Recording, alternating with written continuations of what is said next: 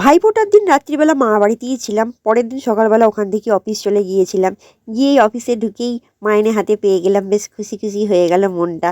আমি যেদিন যেদিন মাইনে পাই সেদিন সেদিনই বাড়ি ফেরার পথে কিছু না কিছু সবার জন্য কিনে নিয়ে যাই।